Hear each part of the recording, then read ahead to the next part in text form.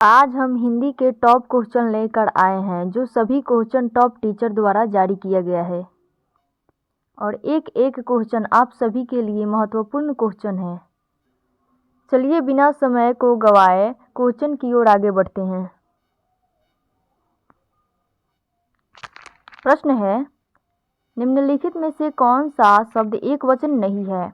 Option दिया है समाचार, आग, हवा और वर्षा। इसका सही आंसर ऑप्शन नंबर ए होगा समाचार। अगले प्रश्न की ओर चलते हैं। प्रश्न है, वचन का क्या अर्थ होता है? ऑप्शन दिया है कहना, संख्या, बताना और ये सभी। इसका सही आंसर ऑप्शन नंबर डी हो जाएगा, ये सभी वचन का अर्थ होता है। अगले प्रश्न की ओर चलते हैं। प्रश्न है, जहाँ कर्ता स्वयं काम न करके दूसरे को करने की प्रेरणा देता है, वहाँ कौन सी क्रिया होगी? ऑप्शन दिया है प्रेरणार्थक क्रिया, संक्रामक क्रिया, संयुक्त क्रिया और रंजक क्रिया। इसका सही आंसर ऑप्शन नंबर ए हो जाएगा, प्रेरणार्थक क्रिया। अगले प्रश्न की ओर चलते हैं। प्रश्न है, बच्चे खेलते खेलते थक गए, यह वाक्य किस क्रिया का उदाहरण है? ऑप्शन दिया है प्रेरणार्थक क्रिया, समापिका क्रिया, असमापिका क्रिया और संयुक्त क्रिया। इसका सही आंसर ऑप्शन नंबर सी हो जाएगा, असमापिका क्रिया। अगले प्रश्न की ओर चलते हैं। प्रश्न है, आराध्या बहुत तेज लड़की है, रेखांकित शब्द है। ऑप्शन दिया है प्रविशेषण, विशेषण, संज्ञा और सर्वनाम। इसका सही आंसर ऑप्शन नंबर ए हो जाएगा, प्रविशेषण। अगले प्रश्न की ओर चलते हैं। प्रश्न है, अंगार बरसना मुहावरे का अर्थ क्या होगा? ऑप्शन दिया है भयंकर क्रोध होना, सूखा पड़ना, मुसीबत आना और कड़ी धूप होना। इसका सही आंसर होगा ऑप्शन नंबर डी, कड़ी धूप होना। चलिए अगले प्रश्न की ओर चलते हैं। प्रश्न है, दूसरे के बच्चे का पालन पोषण करने वाली स्त्री को क्या कहा जाता है? ऑप्शन दिया है दाई, अन्योन्य, धाय और भामिनी। इसका सही आंसर ऑप्शन नंबर सी हो जाएगा, धाय। अगले प्रश्न की ओर चलते हैं। प्रश्न है, वह घर से बाहर गया, इस वाक्य में कौन सा कारक है? ऑप्शन दिया है कर्ता, कर्ण, कर्म और आपदान। इसका सही आंसर ऑप्शन नंबर डी हो जाएगा, आपदान कारक। अगले प्रश्न की ओर चलते हैं। प्रश्न है, लंबोदर शब्द किस समास का उदाहरण है? ऑप्शन दिया है द्वंद्व, बहुव्रीहि, द्विगु और कर्मधारय। इसका सही आंसर ऑप्शन नंबर बी हो जाएगा, बहुव्रीहि। बहुव्रीहि में जितने भी देवी देवता का नाम होता है, बहुव्रीहि ही इसका समास होता है। अगले प्रश्न की ओर चलते हैं।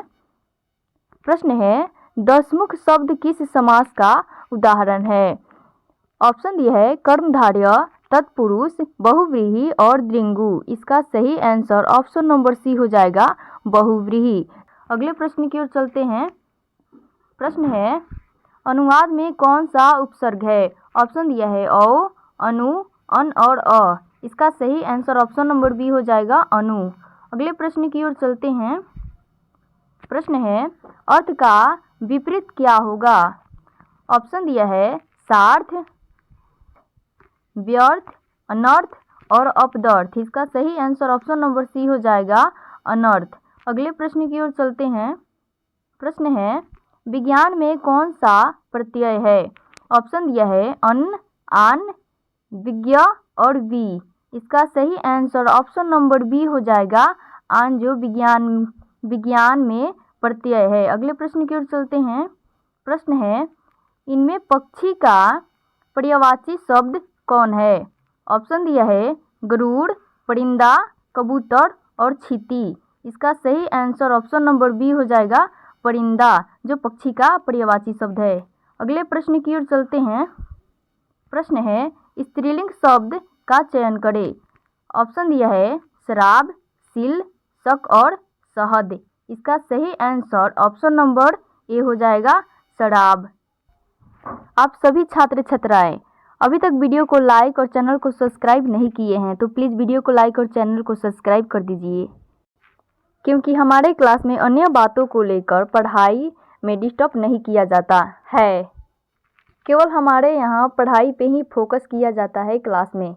चलिए अगले प्रश्न की ओर चलते हैं। प्रश्न है, वह कौन सा शब्द है जो प्रायः बहुवचन में प्रयुक्त होता है? ऑप्शन दिया है देव, छात्र, नक्षत्र और प्राण। इसका सही आंसर ऑप्शन नंबर डी होगा, प्राण। अगले प्रश्न की ओर चलते हैं। प्रश्न है, आसमान पर चढ़ना मुहावरे का अर्थ है।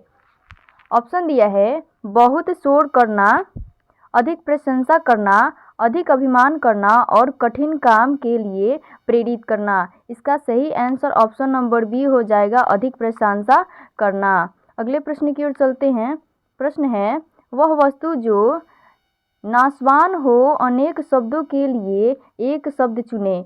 ऑप्शन दिया है अमर, प्रधान, नश्वर और संयोजक। इसका सही आंसर ऑप्शन नंबर सी हो जाएगा, नश्वर। अगले प्रश्न की ओर चलते हैं।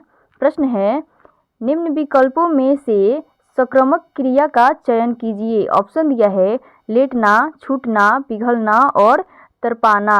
इसका सही आंसर ऑप्शन नंबर सी हो जाएगा, पिघलाना। अगले प्रश्न की ओर चलते हैं। प्रश्न है, निम्नलिखित शब्दों में से कौन सा शब्द विशेषण है? ऑप्शन दिया है सच्चा, शीतलता और नम्रता और मिठास। इसका सही आंसर ऑप्शन नंबर ए हो जाएगा, सच्चा। अगले प्रश्न की ओर चलते हैं। प्रश्न है, निम्नलिखित में से विशेषण है। ऑप्शन दिया है सुलेख, आकर्षक, हव्य और पौरुष। इसका सही आंसर ऑप्शन नंबर बी हो जाएगा, आकर्षक। आज के लिए इतना ही। फिर मिलते हैं अगले क्लास में VVI क्वेश्चन के साथ। हर दिन की तरह आज भी कहते हैं कि पढ़िए वही जो पूछा जाए, क्योंकि तैयारी रहेगा जारी तो होगा नौकरी सरकारी। अभी नहीं तो कभी नहीं, याद रखना मेरे बच्चों सभी।